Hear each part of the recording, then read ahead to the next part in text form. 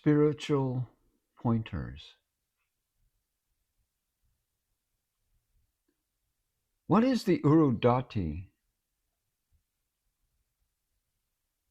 Urudati is a very dim and tiny star, not easily noticed, but important in the study of astronomy.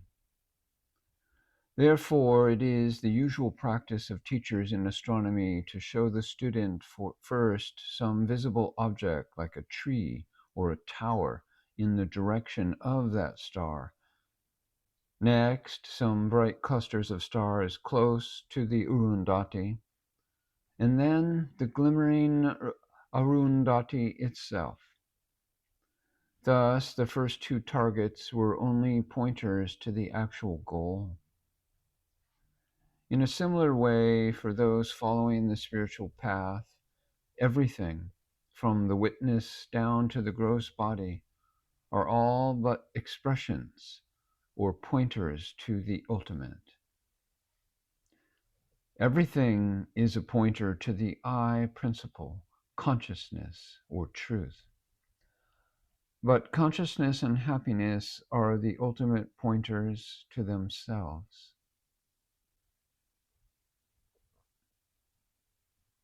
How to understand the truth through language?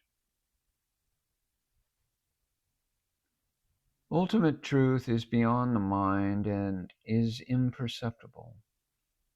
Therefore, truth can only be pointed at from the phenomenal, with the help of certain words that have to be understood as pointers to the truth. These words, however subtle in their concept, are still subject to certain limitations by time and space, imposed upon them by the mind. Therefore, in understanding the ultimate through the pointers, you have to relinquish with great care the material vesture imposed upon them by the mind, and then direct your attention to that which still remains over as the background of the pointers. That background is nothing but the isness, standing as the common background of all objects.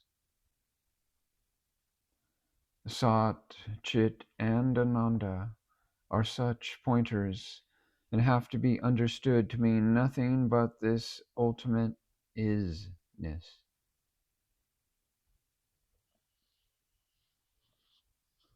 Language. What is the purpose of language? It is to show the way to reality. This ideal, however, is miserably thwarted in its application. Language is made up of words. Each word has two meanings. The first is the literal meaning, and the second the ultimate meaning. The literal meaning of every word pertains to name and form alone, and the ultimate meaning pertains to reality. If you cling to the former, you get lost in the world of illusion. And if you cling to the latter, you are taken to the center of your own being, reality. What is the process and the limit of translation? The art of translation is not so simple as it seems on the surface. An idea is first conceived and then expressed in the same language. The structure has to be demolished and reduced to the languageless idea before it is recast in any other language, just like the types in a foundry. There again you have first to conceive it afresh, according to the fundamentals of the new language, and then to express it in the words of the new language. Very often, apparently important words and analogies in the original will have to be ignored, and quite new analogies and words accepted to suit the vocabulary and trend of thought in the new language. But this should come spontaneously and not by effort or choice. So translate only the idea as an integral whole, and never try to adhere literally to the usages of the original. What are the different expressions of harmony? The inner harmony of the Absolute is first expressed in the language of the soul or reality, without in least losing its essence. Next, it is expressed in the languageless language of ideas, and then the language of ideas. Lower down, it expresses itself, or it is expressed, in the language of sounds, every such integral expression being called a mantra. And still further down, it is expressed in the language of words, being the grossest form of expression. In all these different kinds of expression, the ideal to be maintained is that no part of that inner harmony of the language of the soul should be lost. This is possible only for a sage, well established in sahaja, the natural state, never slipping out of that inner harmony or the real background of the Atma. Every thought and word of his is a mantra in its full sense, since the whole of his indivisible self is in that harmony all the time.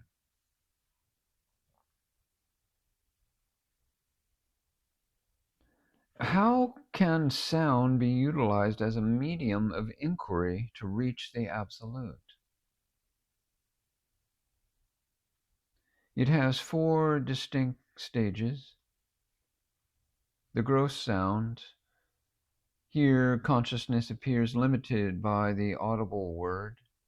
It is practiced by repetition of a mantra by word of mouth, audible to one's own ears. Next, consciousness appears limited by the inaudible word. It is practiced by mental repetition of a mantra, inaudibly, in contemplation of an idea. And then there is pashanti, which represents that pure idea which is capable of being expressed in different languages, but which remains languageless all along. This limitation is binding only when viewed from the mental plane, and it really takes one to the very brink of the Absolute, or to the Absolute itself when correctly understood. And then is para, pure consciousness itself. Every sound or word, when traced in the above sequence, leads to reality, or the I principle.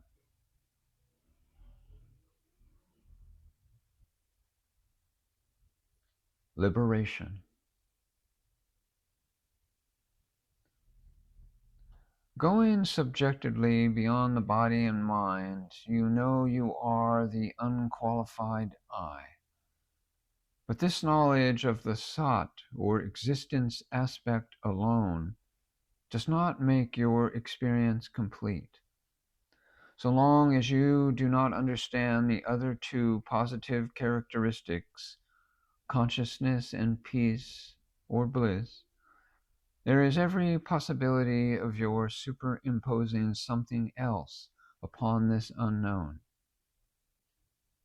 For example, if you only know that you mistook to be a serpent is not a serpent, and you do not know what it is exactly, there is every likelihood of your mistaking it in the next moment for a stick, or a shadow, or anything else.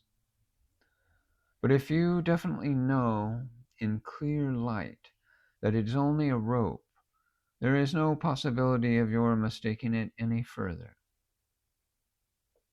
Therefore, to make your liberation complete and unmistakable, you must understand the I to be pure consciousness, the object being only its expression, and both of them being absolute peace. But when am I free? When the thought that you are that becomes the flesh of your flesh, the blood of your blood, and when that thought courses through your veins quite naturally and effortlessly, you may be said to be free.